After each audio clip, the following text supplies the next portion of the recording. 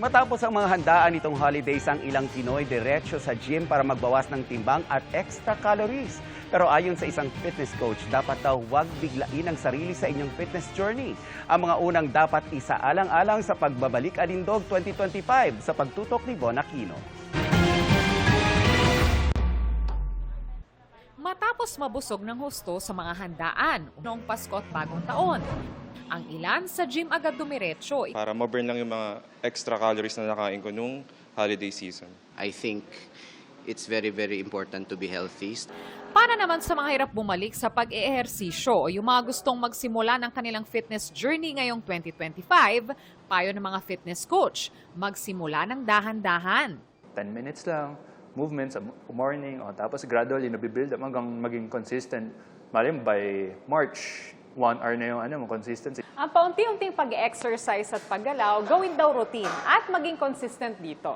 Magkaroon ng tamang nutrisyon, i-manage ang stress, bigyang prioridad ang pagtulog at recovery. Nagpapahinga, doon nagbi-build yung muscle. Kasi, kunyari, Monday, nag-exercise ka, the next day sore ka. So, may tinatawag ka sa science na micro-tear. So, may mga tears sa mga muscles. So, para mag-recover yun, hindi mo siya kailangang bugbugin pa. Kailangan mo siyang i-rest lang. At maging realistic sa pagsiset ng iyong fitness goals. Huwag mo pressure yung sarili mo na parang beach body na dapat in 3 months. Ganyan.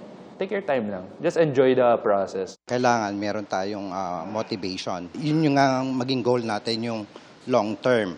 It's a lifestyle. Payo naman ng Department of Health, iwasan ang mga pagkaing maalat, matataba, mamantika at matatamis. Kinokontrol natin yung hypertension, possible cause ng stroke at heart attack. Number 2, yung matatamis, yung diabetes, na isa sa mga top causes ng kidney dialysis. Sundin ang pinggang Pinoy na may mas maraming gulay at prutas, uminom ng sapat na tubig at bawasan ang kanin at noodles. Then the last is discipline sa katawan, tamang tulog, hydration, at saka bawal ang sigarilyo, vaping, alcohol, at siyempre droga. Para sa GMA Integrated News, Bon Aquino, nakatutok, 24 oras. At dahil tapos na ang holiday season, nagsana mga pasahero sa Parañaque Integrated Terminal Exchange o PITX. Tuloy-tuloy ang dating ng mga bus sa loading at unloading dock kung saan ikinakarga at ibinababa ang mga bagahe ng mga pasahero. Todo bantay ang mga kawani ng MMDA sa paligid ng PTEX kung saan marami sa mga driver ang natiketan at may isa pang naabutang natutulog. Nataw din ang ilang sasakyan sa kahabaan ng Andrews Avenue at sa bandang tramo.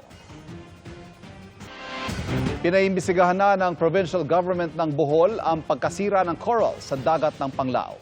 Ayon kay Governor Enrico Aris Aumentado, nadiskubre ang nasirang coral reef o bahura sa napaling dive site kahapon. Inaalam nila kung kusang bumigay ang coral dahil sa katandaan o may sadyang gumalaw at sumira doon. Plano nilang pansamantalang ipasara ang apektadong coral reef habang isinasagawa ang rehabilitation sa nasirang corals. Kilala pa man din ang Panglao bilang isa sa mga best dive site sa buong mundo.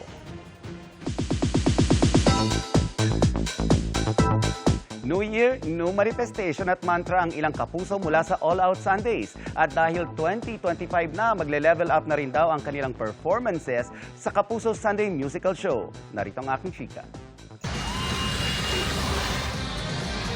Fiercer, bolder, and definitely leveled up.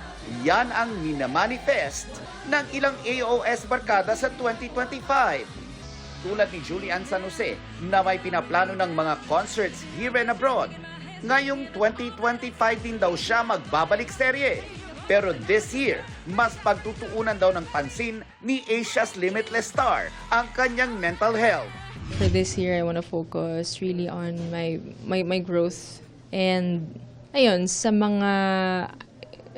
kung ano yung makakapagpa-calm ng isip ko or sa peace of mind.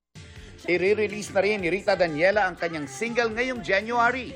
Mas pagbubutihin niya raw ang kanyang pagiging ina. Marami raw siyang natutunan sa 2024 na dadalihin niya sa taon ngayon. Doon tayo sa tama.